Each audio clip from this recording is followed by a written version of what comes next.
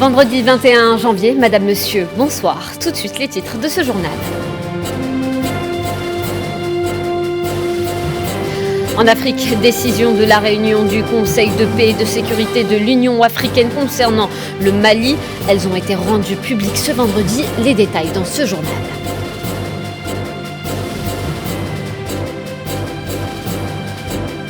Au Moyen-Orient, la coalition arabe a annoncé de nouvelles frappes contre des cibles à Sanaa et Hodeïda.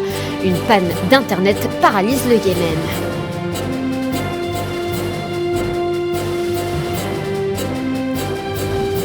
En France, santé, c'est officiel, le pass vaccinal entrera en vigueur ce lundi après validation du Conseil constitutionnel cet après-midi.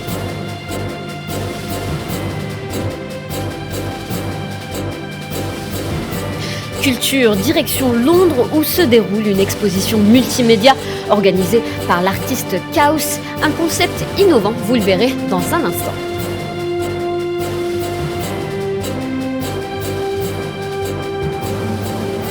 Et on entame ce journal avec les décisions rendues publiques de la 1057e réunion du Conseil de paix et de sécurité de l'Union africaine concernant le Mali. Une réunion qui s'est tenue le 14 janvier en l'absence du Bénin, un des 4 pays membres de la CEDEAO. L'organe chargé d'exécuter les décisions de l'Union africaine approuve les sanctions de la CEDEAO et cela en dépit de l'opposition claire de l'Algérie et de l'Égypte. Il appelle les autorités de la transition au Mali à organiser des élections libres, justes et crédibles dans un délai raisonnable. Les détails avec Tininen Makassi. C'est un autre coup dur pour les autorités de la transition et le peuple malien. Le Conseil de paix et de sécurité de l'Union africaine approuve les sanctions de la CEDEAO et affirme rejeter la feuille de route de sortie de crise soumise au médiateur de la CEDEAO, l'ancien président nigérian Goodluck Jonathan, par les autorités de la transition. Cela dit, le Conseil de paix et de sécurité de l'Union africaine affirme prendre acte des conclusions des assises nationales de la refondation au Mali. L'organe qui s'est réuni en présentiel le 14 janvier dernier pour discuter du Mali a en outre exprimé son regret quant au non-respect par les autorités maliennes de la période de transition de 18 mois initialement prévue lors de sa 1001e réunion tenue le 1er juin 2021. S'agissant du volet sécuritaire, l'organe de l'Union africaine se dit également très inquiet, en particulier face aux attaques terroristes de plus en plus nombreuses dans la région et aux menaces portées sur la vie des civils. À cet effet, le Conseil de sécurité de la paix de l'Union africaine réitère son appel à l'ensemble des parties prenantes maliennes à reprendre le dialogue dans le cadre de l'accord de paix et de réconciliation pour le Mali de 2015, issu du processus d'Alger. Et en dépit des sanctions de la CEDEAO, le Mali n'est pas resté les bras croisés et a multiplié les rencontres avec différents pays afin de trouver une échappatoire. 2 pays ont annoncé officiellement leur soutien au Mali, la Guinée-Conakry, elle-même visée par des sanctions, et la Mauritanie. Les détails avec Leila Gertal. En dépit des sanctions qui pèsent sur lui et de l'embargo imposé par les dirigeants de la CEDEAO, le Mali poursuit sa résistance. Certains pays voisins, particulièrement la Guinée, ne s'est pas conformé au diktat de la CEDEAO. La Guinée ne s'en cache pas, une position affirmée lors de la visite d'une délégation malienne lundi dernier. La délégation en question, conduite par Abdoulaye Diop, le chef de la diplomatie malienne, a été reçue en grande pompe par le chef du gouvernement de la transition guinéenne. Cette visite fut l'occasion toute rêvée pour les 2 pays d'affirmer la poursuite de leur coopération bilatérale et le maintien de leurs relations économiques. Dans un contexte d'embargo, la Guinée-Conakry annonce on ne peut clairement qu'elle ne fermera pas ses frontières terrestres et aériennes avec le Mali. La Guinée rappelle que ses frontières, je cite, restent toujours ouvertes à tous les pays frères conformément à sa vision panafricaniste. Ceci en rappelant bien sûr que la Guinée-Conakry est également suspendue des instances de la CEDEAO et souffre de sanctions financières ciblées. La Mauritanie, pour sa part, emboîte le pas à la Guinée et ouvre ses frontières terrestres au Mali. La Mauritanie est un pays voisin du Mali, mais n'est pas membre de la CEDEAO, la Communauté économique des États d'Afrique de l'Ouest. Cette organisation serait-elle aujourd'hui en perte de vitesse face à une nouvelle réalité africaine ? Et au Mali, toujours un deuil national de 3 jours a été décrété en hommage à Ibrahim Boubacar Keïta, ex-président du pays, décédé dimanche dernier. Ce vendredi a eu lieu la cérémonie d'hommage et l'inhumation du défunt dans un cadre familial. Le président de la transition malienne, le colonel Assimi Goïta, a précisé que les drapeaux seront mis en berne sur tous les bâtiments et édifices publics pendant toute la durée du deuil national à compter de ce vendredi. Au Ghana, au moins 17 morts et 59 blessés dans une explosion provoquée par l'accident d'un camion transportant des explosifs pour une mine. Le drame est survenu aux environs de midi, hier, à Apiat, une ville minière située à environ 300 km à l'ouest de la capitale Accra. Plusieurs centaines de maisons ont été touchées. Certaines d'entre elles ont été complètement rasées. Les autorités ont demandé aux habitants de s'éloigner du lieu de l'explosion et d'évacuer vers les villages plutôt environnants. Et puis cette annonce de l'ONU concernant la région éthiopienne du Tigré. Plus de 50 000 enfants y souffrent de malnutrition. Les Nations Unies ont annoncé que l'aide alimentaire dans la région avait atteint un niveau plus bas que jamais. La région du Tigré qui est, pour rappel, en proie à la guerre depuis plus de 14 mois. Dans le dossier santé, la Tunisie qui enregistre un bilan de 13 décès et 9 787 nouvelles contaminations de Covid-19. D'après le ministère de la Santé, la Tunisie a enregistré un bilan total de presque 26 000 morts, et ce, depuis l'apparition du virus dans le pays en mars 2020.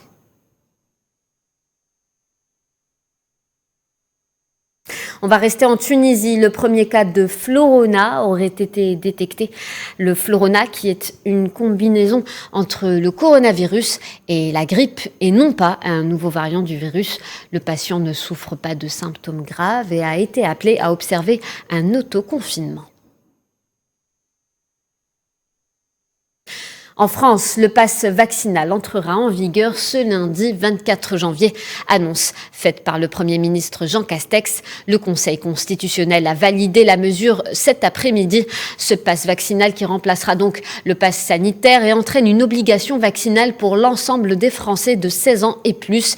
Il faudra désormais présenter un schéma vaccinal complet pour accéder aux lieux publics comme par exemple les cinémas, restaurants, cafés ou encore même transports publics interrégionaux, à savoir l'avion, le train ou les cars. Tous les lieux où le pass sanitaire était déjà demandé en somme.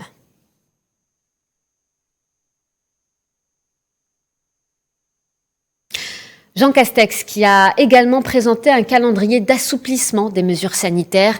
Le 2 février, les équipements sportifs et recevant du public pourront fonctionner à pleine capacité et sans jauge, toujours avec le port du masque.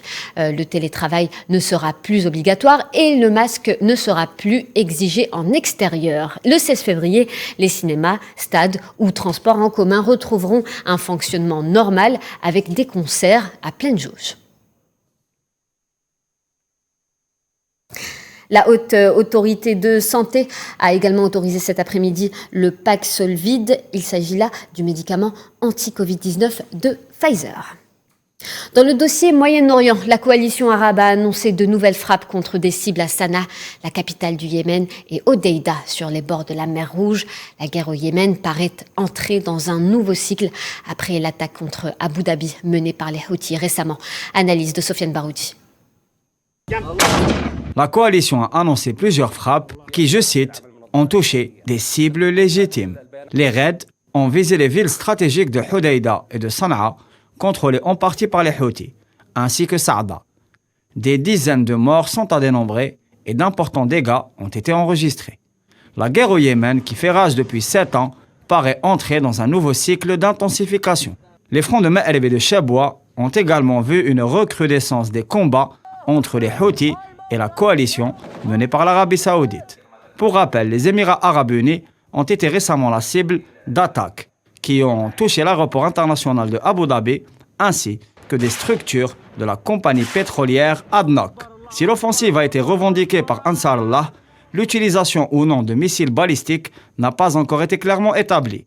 En effet, plus de 1500 km séparent le Yémen d'Abu Dhabi. Plusieurs médias sionistes ont d'ailleurs annoncé la volonté des Émirats à renforcer leur système de défense en faisant appel à l'expertise de Tel Aviv à travers l'amplification de la coopération militaire avec Abu Dhabi.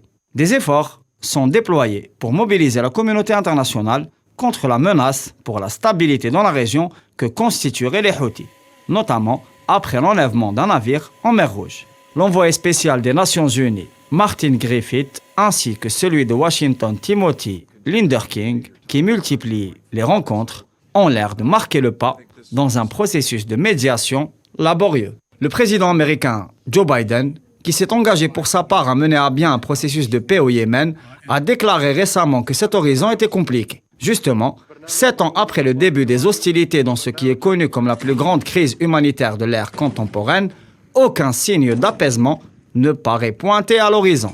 Cette situation ouvre le champ à une action diplomatique arabe qui poserait les bases d'un dialogue nécessaire pour stopper l'hémorragie qui n'en finit pas d'endeuiller cette région cruciale en grande instabilité. Nous le disions à l'instant, la coalition dirigée par l'Arabie Saoudite a donc bombardé Hodeïda la nuit dernière, ville de l'ouest du Yémen contrôlée par les Houthis. Un centre de télécommunication a été détruit et a provoqué une panne d'Internet dans tout le pays. Ce vendredi encore, une autre frappe aérienne a visé une prison dans la ville de Saada, fief des Houthis dans le nord du Yémen. L'attaque n'a pas été revendiquée dans l'immédiat. En Irak, 11 militaires ont été tués ce vendredi dans une attaque nocturne armée menée par l'organisation terroriste Daesh dans la province de Diyala, dans l'est du pays. L'attaque visait un bâtiment de l'armée. Elle a eu lieu vers 2h30 du matin. Les manœuvres ceinture de sécurité maritime 2022 ont commencé ce matin avec la participation d'unités maritimes et aériennes des marines iraniennes, chinoises et russes dans le nord de l'océan Indien.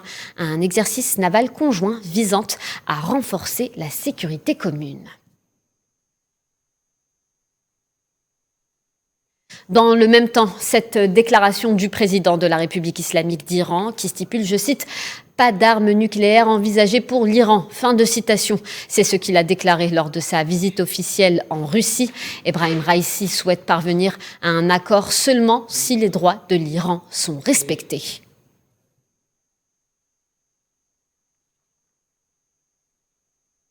Une autre attaque du groupe terroriste Daesh, cette fois-ci en Syrie, lancée contre une prison contrôlée par les forces kurdes où sont détenus environ 3500 de ses membres. Un nombre indéterminé de prisonniers se seraient enfuis selon l'Observatoire syrien des droits de l'homme. Les forces démocratiques syriennes ont confirmé l'attaque contre la prison de Rouaouirian, mais refutent l'information faisant état d'évasion de détenus.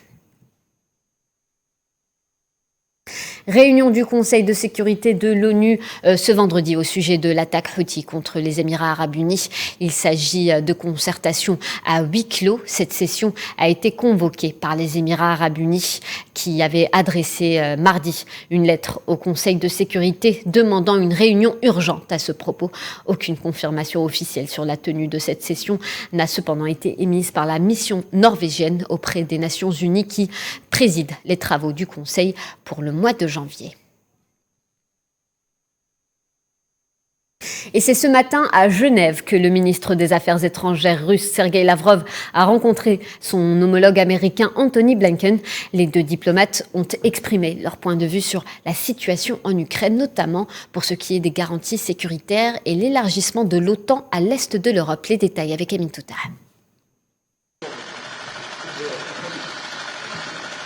Après Kiev et Berlin, la tournée américaine du secrétaire d'État Antony Blinken s'est achevée aujourd'hui à Genève. Avec un face-à-face tant attendu entre le représentant de la Maison-Blanche et le ministre des Affaires étrangères russe. Sergueï Lavrov s'est dit attendre la semaine prochaine à une réponse des Occidentaux sur les propositions russes, à savoir des garanties sécuritaires de l'Alliance Atlantique de ne pas s'élargir dans l'est du continent européen. Le numéro 1 de la diplomatie russe a nié toute volonté de Moscou d'envahir l'Ukraine. Ce que nous attendons, ce sont des réponses concrètes à nos propositions concrètes, dans le respect des obligations qui ont été adoptées au plus haut niveau. Pour sa part, Anthony Blinken est revenu sur l'aspect de franchise et de clarté qui a marqué son entrevue avec Sergei Lavrov, tout en évoquant la position sévère de Washington en cas d'invasion de l'Ukraine, en parallèle avec une voie diplomatique engagée par les États-Unis dans ce conflit.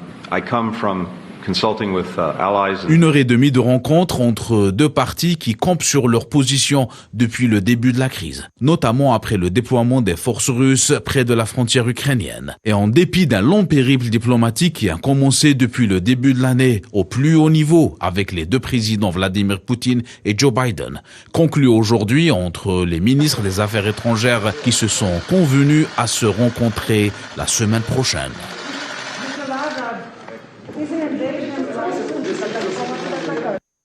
On va rester en Europe pour parler des élections présidentielles en Italie. Les parlementaires se réunissent dès lundi pour élire le nouveau président de la République. L'ex-président du Conseil, Silvio Berlusconi, âgé de 85 ans et candidat, Mario Draghi, est aussi pressenti pour prendre la présidence de l'Italie.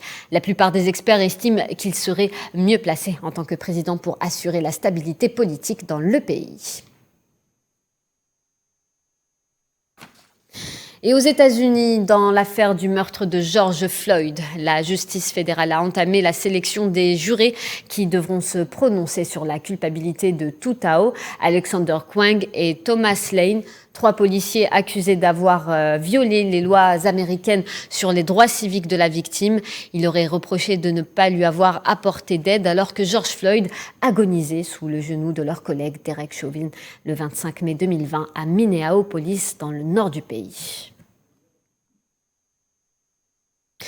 Et dans l'affaire de l'attaque du Capitole, Ivanka Trump, la fille préférée de l'ancien président américain, a été invitée hier à témoigner devant la commission parlementaire qui cherche à faire la lumière sur le rôle de Donald Trump dans cette attaque.